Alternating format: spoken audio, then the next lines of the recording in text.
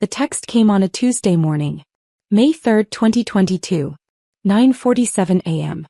I was sitting in my campus apartment, reviewing my dissertation one final time before my PhD defense the next day. 8 years of research on renewable energy applications in developing nations. 8 years of late nights, failed experiments, breakthroughs, setbacks, and finally, success. My phone buzzed. I smiled, thinking she was texting to wish me luck on my defense. Maybe to confirm their flight details for my graduation ceremony on Saturday. Instead I read, "Sarah, your father and I have decided not to attend your graduation. We need to be honest. We think you've wasted 8 years on something impractical. Your brother's MBA graduation is in 2 years, and that actually matters for his career. We're saving our time and money for that. Hope you understand." I stared at the screen for a full minute. Then another text. "Also, we told everyone you're finally finishing school. They all asked what took so long. It's embarrassing explaining you're still a student at 30. I set the phone down carefully.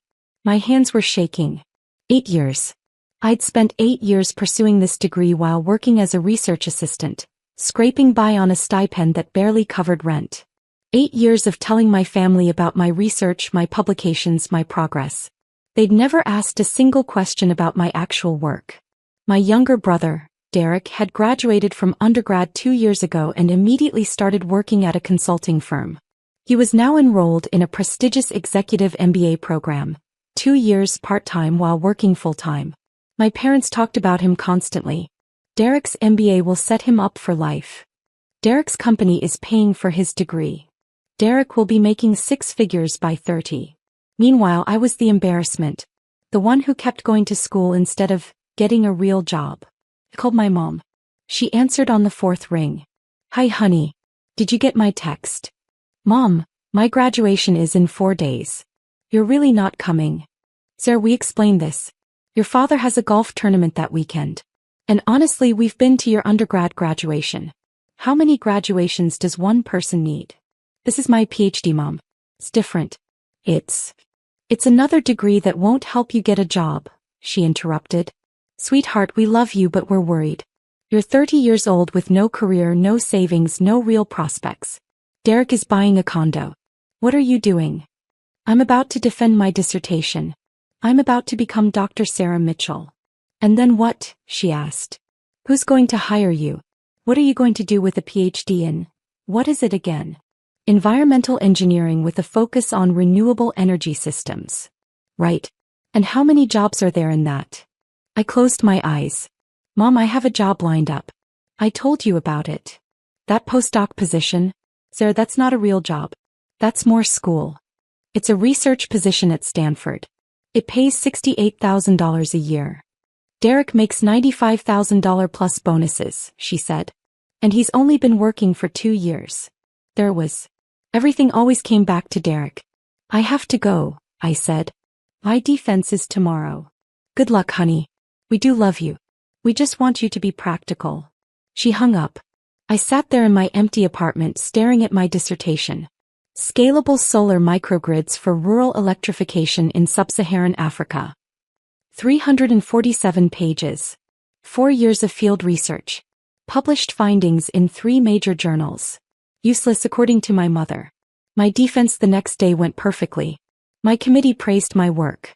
Dr. Jennifer Hartley, my advisor, told me it was one of the best dissertations she'd seen in 20 years. "You should be proud," she said. "This research is going to change lives, Sarah." "Thank you," I said, trying to smile.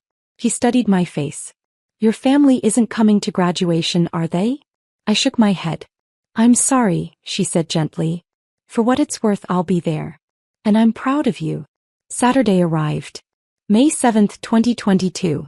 Graduation day. I put on my doctoral robes alone in my apartment. The heavy black gown, the velvet tam, the blue and gold hood representing my field. I looked at myself in the mirror. Dr. Sarah Mitchell. I'd done it.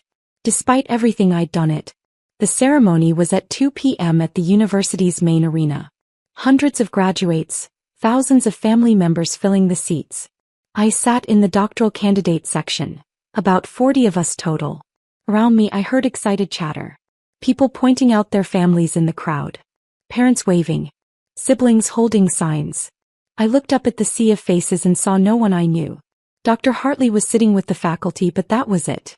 When they called my name, Sarah Elizabeth Mitchell, Doctor of Philosophy in Environmental Engineering, I walked across that stage to polite applause from strangers. No one screamed my name. No one stood up. No one took photos. I shook the dean's hand, received my diploma, and walked off the other side. That was it.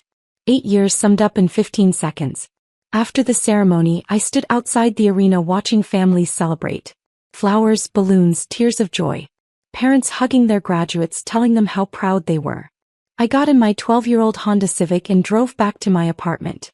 That night, I ate takeout Chinese food alone and updated my LinkedIn profile. Sarah Mitchell, PhD. My mom texted at 8:30 p.m. Did it go okay? Not, congratulations. Not, we're proud of you. Just, did it go okay? I typed back, yes. She replied, good. Talk soon. That was it. Over the next 2 weeks, I packed up my apartment and moved to Palo Alto for my postdoc position at Stanford. Dr. Hartley had connected me with Dr. Robert Chin, who was running a groundbreaking lab focused on affordable renewable energy for developing nations. The work was exactly what I wanted: meaningful, innovative, challenging. I was developing solar microgrid systems that could be manufactured and installed cheaply in areas without reliable electricity.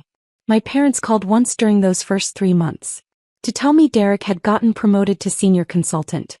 He's really going places, my dad said. Making smart career moves.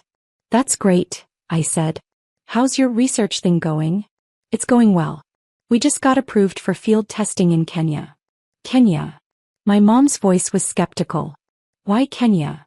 Because 600 million people in sub-Saharan Africa don't have access to reliable electricity. My microgrids could change that. Silence. Then my dad, well, that's nice, honey.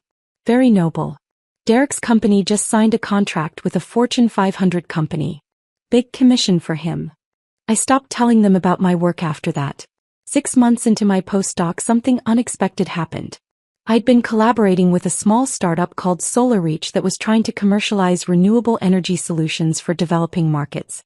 They'd been struggling. Great technology, terrible business model. The CEO, Michael Torres, called me in November. Sarah, we're going under. We've got maybe 2 months of runway left. But your microgrid design, it's revolutionary. If we could figure out how to scale it to make it profitable.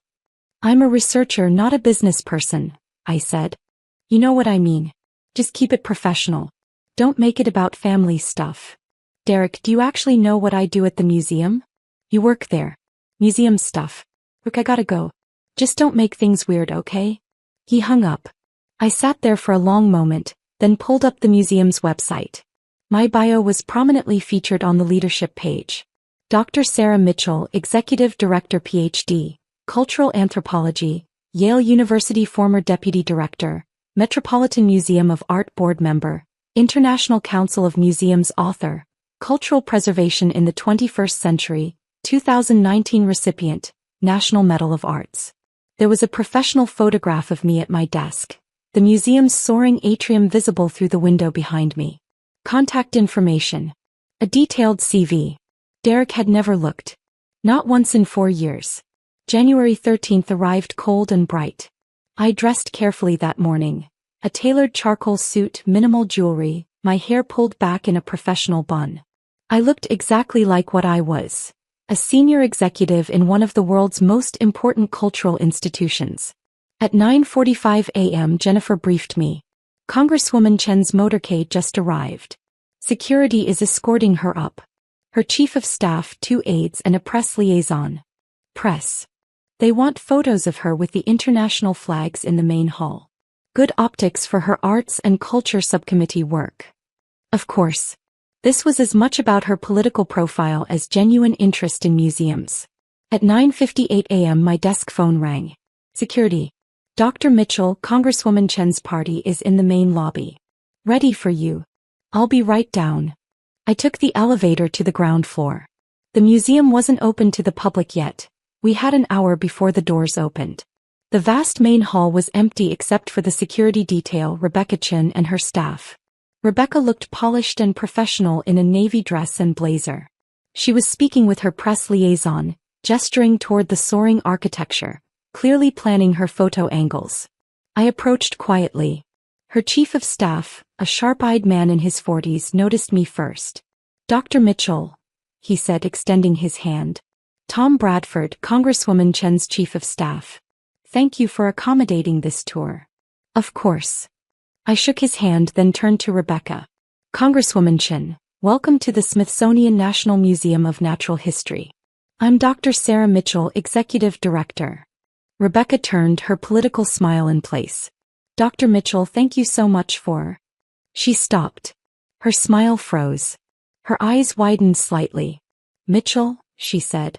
"Sarah Mitchell?" "Yes." "As in, Derek's sister Sarah Mitchell?" "Yes." The silence that followed was profound. Tom Bradford looked confused. The aides exchanged glances. The press liaison kept her camera ready, uncertain whether to photograph this moment. I didn't realize. Rebecca's professional composure was cracking at the edges. "Derek said you worked at a museum. He didn't mention that I run it?" I finished gently. "No, he wouldn't have mentioned that. He doesn't actually know what I do here." Rebecca's face cycled through several expressions: embarrassment, confusion, realization. "The executive director. You're the executive director of the Smithsonian Natural History Museum. One of 19 Smithsonian museums, yes. This is my primary responsibility." Tom Bradford, to his credit, recovered quickly. "Congresswoman, shall we begin the tour?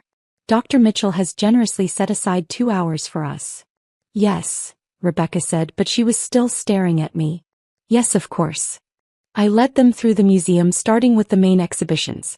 I explained our mission: research, education, preservation of 145 million specimens and artifacts representing the natural and cultural history of our world. I showed them our research facilities, where hundreds of scientists conducted groundbreaking work in biology, geology, anthropology, and paleontology. Rebecca asked intelligent questions. She was clearly well briefed on cultural policy issues, and despite her evident discomfort, she engaged professionally with the material. In the ocean hall, standing beneath the model of the North Atlantic right whale, I explained our role in climate change research and public education. "We're not just a museum," I said. "We're a research institution. Our scientists publish over 600 peer-reviewed papers annually. We advise Congress on environmental policy, cultural preservation, and scientific research funding." "Congress," Rebecca repeated. "You advise Congress?" "Yes. I've testified before the House Appropriations Committee 3 times in the past 2 years. Most recently on the importance of funding for cultural diplomacy programs." Tom Bradford made a note on his tablet. "The Congresswoman chairs the subcommittee on arts and culture. I'm surprised your testimony didn't cross our desk." "It may have," I said. "I testified as Dr. Mitchell, Executive Director, not as Derek's sister." Rebecca flinched. We continued to the anthropology collections. I showed them artifacts from every continent, explained our repatriation programs for indigenous cultural objects, discussed the ethical complexities of museum collections built during colonial periods. "These are conversations the museum world is grappling with globally," I said. "Which is why the International Museum Directors Summit is so important. We need to coordinate our approaches to decolonization, climate change, digital access, and cultural preservation." "The summit," Rebecca said. "That's tomorrow night." "Yes. The opening reception is at the National Gallery, but we're hosting several working sessions here over the following 3 days. 50 directors from 32 countries. And you're coordinating this?" "I'm the host director, yes. I'll be giving opening remarks and moderating 2 of the panel discussions." We walked through the Butterfly Pavilion, the Hall of Fossils, the Human Origins exhibit. With each stop, I explained not just what visitors saw, but the research behind it, the educational programming, the community outreach, the digital initiatives that brought our collections to millions of people worldwide. By the time we reached my office suite on the 3rd floor, Rebecca looked shell-shocked. "Would you like to see where the administrative work happens?" I asked. She nodded mutely. My office overlooked the National Mall. The walls were lined with books, anthropology texts, museum studies journals, cultural policy papers. My desk held neat stacks of reports, a framed photo of me receiving the National Medal of Arts from the president, and a small fossil ammonite my mentor had given me when I finished my PhD. "This is where you work," Rebecca said, more to herself than to me. Yes. Though I spend as much time in meetings, at donor events, testifying on the Hill, or visiting our research stations around the world. Tom Bradford was taking notes more frantically now. "Congresswoman, this would be an excellent partnership opportunity. Dr. Mitchell's work aligns perfectly with your subcommittee priorities." "Yes," Rebecca said faintly. "I can see that." Jennifer knocked and entered. "Dr. Mitchell, the secretary's office called. They need your input on the French delegation's request. Tell them I'll call back in 20 minutes. Also, the director of the Louvre would like to schedule a pre-summit call with you. This afternoon if possible."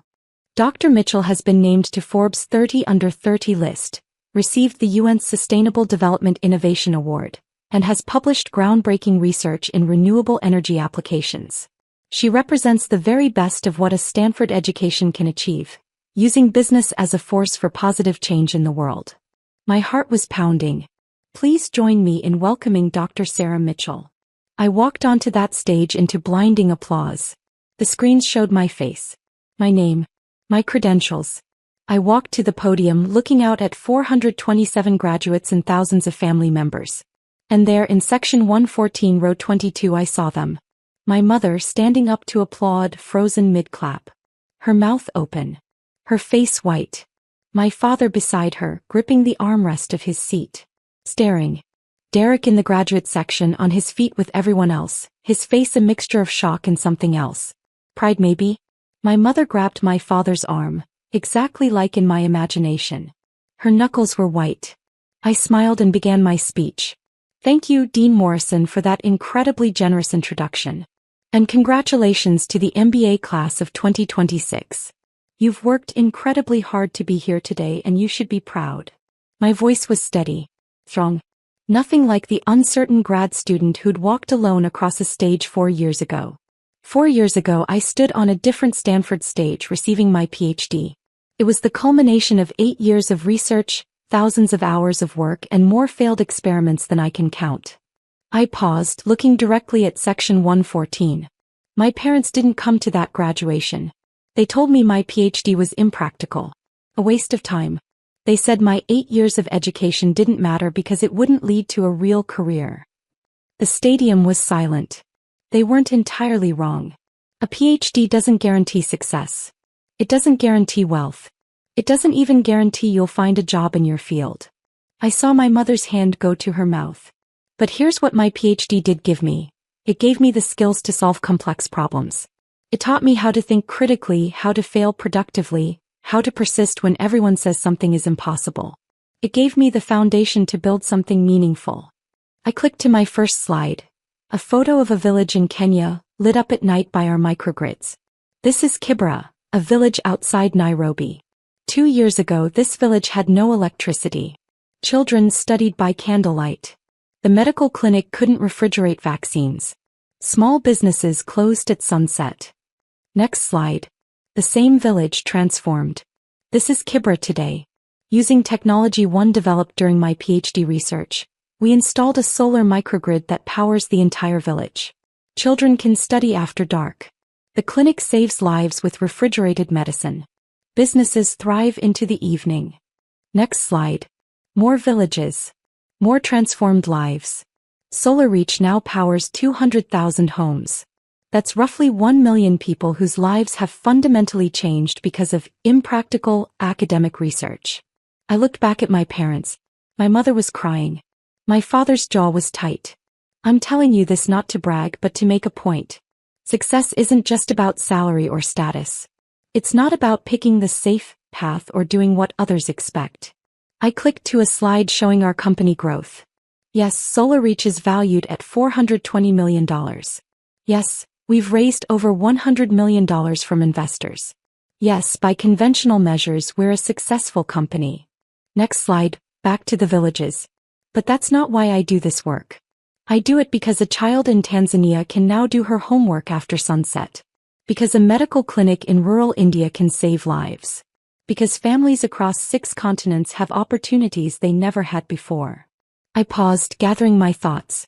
Many of you graduates will go on to impressive careers. High salaries, prestigious titles, corner offices. And that's wonderful. There's nothing wrong with success. I looked directly at Derek now. But I challenge you to also think about impact. About purpose. About using your Stanford education, your privilege, your skills, your opportunities, to make the world genuinely better. Derek was staring at me with an expression I couldn't read. Because here's the truth. The work that matters most is often the work that looks impractical at first. The research that goes nowhere for years before it breaks through. The startup that nearly dies 5 times before it succeeds. The path that makes your parents worry because it's not safe or conventional. My voice softened. Some of you have families here who don't fully understand what you've accomplished. Who measure success only in dollar signs. Who compare you to siblings or friends or neighbors. I saw my mother wipe her eyes. That's okay. You don't need their approval. You need your own conviction. You need to believe that the work you're doing matters even when no one else sees it yet. I clicked to my final slide. Our company mission statement. Power for people, purpose for profit. In closing, I want to say this. Your MBA gives you tools. What you build with those tools is up to you. You can build wealth. You can build status. You can build security. I smiled. Or you can build something that changes lives. Something that solves real problems. Something that matters in ways that can't be measured by quarterly earnings. I looked out at all 427 graduates. You're some of the most talented, educated, privileged people in the world. Don't waste that privilege on work that doesn't fulfill you. Don't spend your life chasing someone else's definition of success. Final pause. Find the problem that breaks your heart. Then fix it. That's what your education is for. I stepped back from the podium. Congratulations, class of 2026. Thank you. The stadium erupted in applause. Standing ovation. Thousands of people on their feet. But I was only watching 3. My mother was sobbing into my father's shoulder. My father was staring at me like he'd never seen me before. And Derek was clapping, his face split in a huge grin, shaking his head in amazement. I walked off the stage. Dean Morrison grabbed my hands backstage. That was extraordinary. Absolutely extraordinary. We've never had a response like that.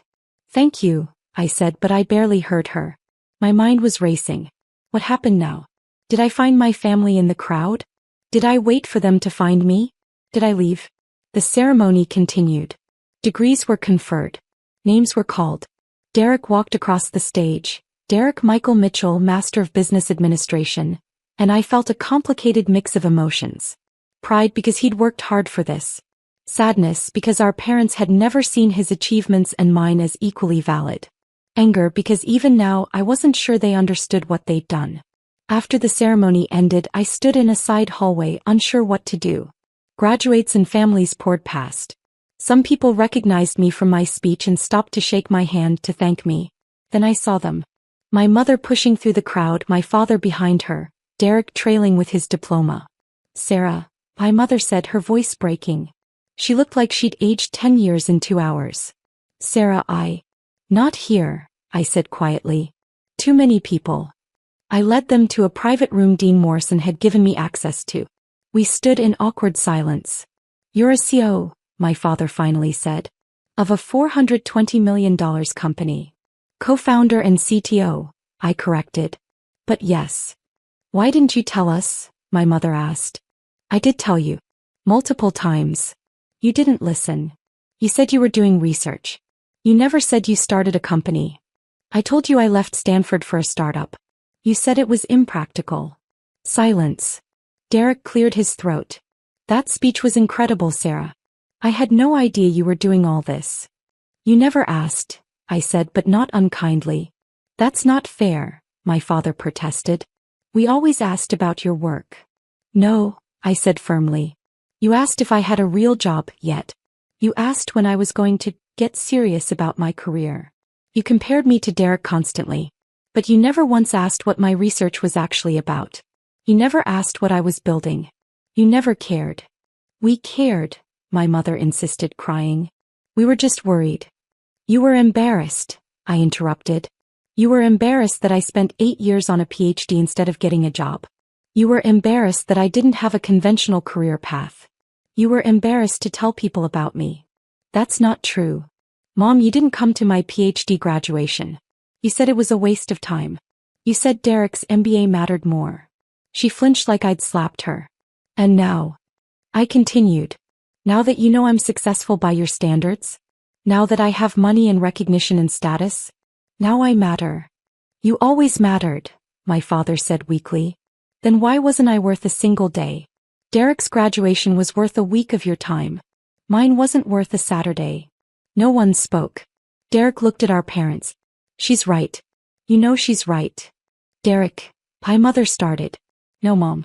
I've watched you treat Sarah differently my whole life. I knew it was happening. I didn't say anything. I should have. He turned to me. I'm sorry, Sarah. I should have stood up for you. That unexpected apology cracked something in my chest. It's not your fault, I said quietly. It kind of is. I benefited from it. I let it happen. My mother was fully crying now. Sarah, please. We made a terrible mistake. We were wrong. We were so wrong. About what? I asked. About me being unsuccessful? Or about how you treated me? She opened her mouth, then closed it. That's what I thought, I said. You're sorry I turned out to be successful. You're sorry you were wrong about me.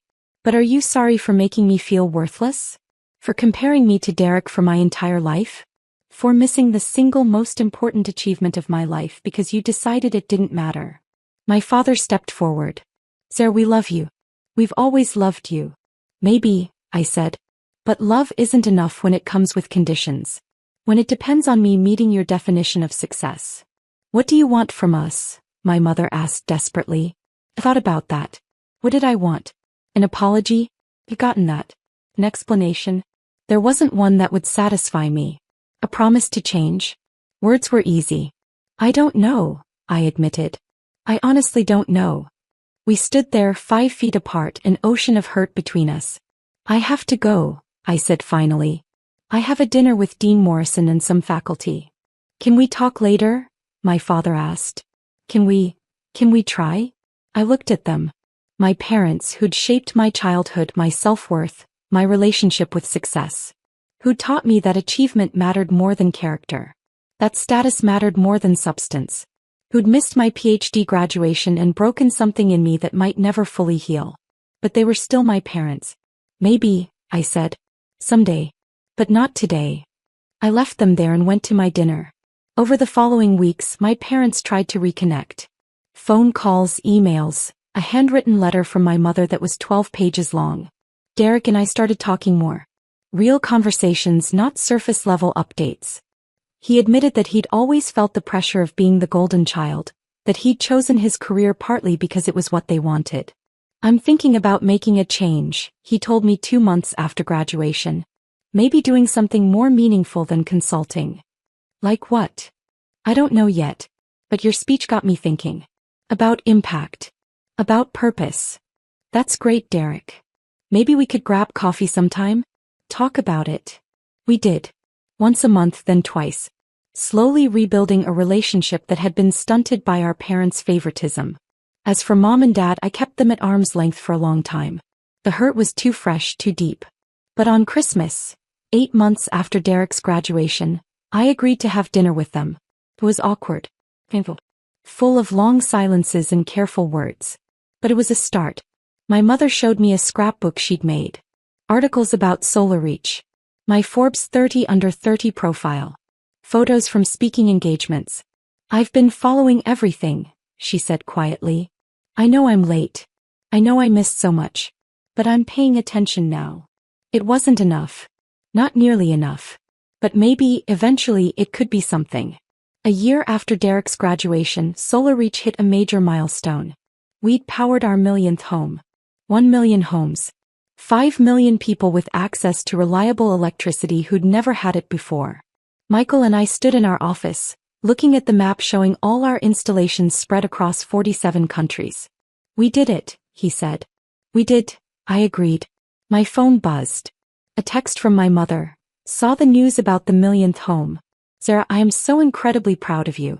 Not because of the number or the success, but because you're changing people's lives. You were right. Your PhD wasn't useless. It was the foundation for something extraordinary. I'm sorry it took me so long to see it. I stared at the text for a long time. Then I typed back, "Thank you, Mom." It wasn't forgiveness. Not completely. But it was acknowledgement. Progress. That night I went home to my apartment and pulled out my PhD diploma. I'd kept it in a drawer for 4 years, too painful to display. Now I hung it on my wall. Dr. Sarah Mitchell, Doctor of Philosophy in Environmental Engineering. Not useless. Never useless. The foundation for everything I'd built. Everything I'd become. I thought about that lonely graduation day. Sitting in the arena watching families celebrate while I sat alone. Walking across the stage to silence. It had hurt so much. But it had also taught me something crucial. My worth didn't depend on anyone's approval. Not my parents, not society's, not even my own family's. My worth came from the work itself. From the problems I solved. From the lives I changed. From the villages lit up at night because of research my parents called impractical. From the children studying after sunset because of technology they said was useless.